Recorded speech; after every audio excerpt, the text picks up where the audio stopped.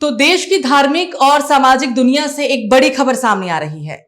बागेश्वर धाम के पीठाधीश्वर पंडित धीरेन्द्र कृष्ण शास्त्री ने खुद ऐलान किया है कि वो जल्द ही विवाह बंधन में बंधने जा रहे हैं।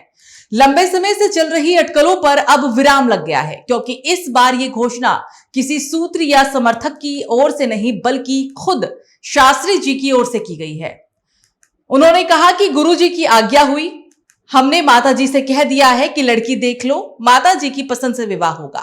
इन शब्दों के साथ धीरेन्द्र कृष्ण शास्त्री ने अपने विवाह को लेकर स्थिति स्पष्ट कर दी। उन्होंने साफ कहा कि शादी करना तय है और बहुत जल्द शुभ समाचार मिलेगा। बागेश्वर धाम के पीठाधीश्वर, जो अब तक अविवाहित रहे हैं और जिनकी पहचान एक तेज तर्रार कथावाचक और आध्यात्मिक वक्ता के रूप में रही है, उनके इस ऐलान ने देश भर में चर्चा तेज कर दी है। धीरेन्द्र कृष्ण शास्त्री ने कहा कि उनके जीवन में एक सिद्धांत रहा है, जो बात कहते हैं उस पर अड़िग रहते हैं। उन्होंने स्पष्ट शब्दों में कहा कि विवाह होगा और बहुत जल्द होगा। उन्होंने ये भी बताया कि उनकी माताजी लड़की देख रही है और परिवार की पसंद से ही विवाह संपन्न होगा। उन्होंने ये भी कहा कि वो 21 दिन तक बद्रीनाथ में साधना करेंगे।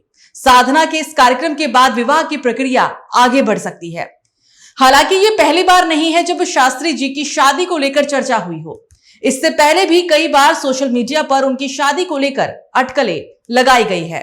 साधिका का नाम जोड़ा गया तो कभी किसी समर्थक का, लेकिन हर बार इन शब्दों को अफवाह करार दिया गया। लेकिन इस बार फर्क सिर्फ इतना है कि ऐलान खुद शास्त्री जी ने किया है, इसलिए इसे लेकर उत्सुकता और बढ़ गई है। मध्य प्रदेश के छतरपुर जिले से ताल्लुक रखने वाले धीरेन्द्र कृष्ण शास्त्री ने कम समय में देशव्यापी पहचान बनाई। उनके दरबार, कथा और चमत्कारों को लेकर समर्थकों में गहरी आस्था है, तो वहीं आलोचक भी कम नहीं है। टीवी डिबेट से लेकर सोशल मीडिया तक शास्त्री जी अक्सर चर्चा में रहते हैं। सनातन धर्म, हिंदू एकता और धार्मिक आस्था पर उनके बयान अक्सर सुर्खियां बनते हैं। धार्मिक जगत में यह सवाल भी उठ रहा है कि एक पीठाधीश्वर का विवाह करना किस परंपरा के अंतर्गत आता है। दरअसल हिंदू सनातन परंपरा में गृहस्थ और सन्यासी दोनों मार्ग मान्य हैं। हर साधु सन्यासी नहीं होता और हर धार्मिक नेता ब्रह्मचारी हो, यह भी अनिवार्य नहीं।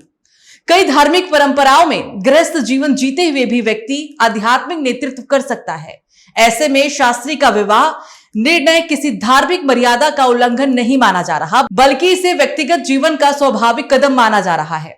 घोषणा के बाद सोशल मीडिया पर बधाइयों की बाढ़ सी आ गई है।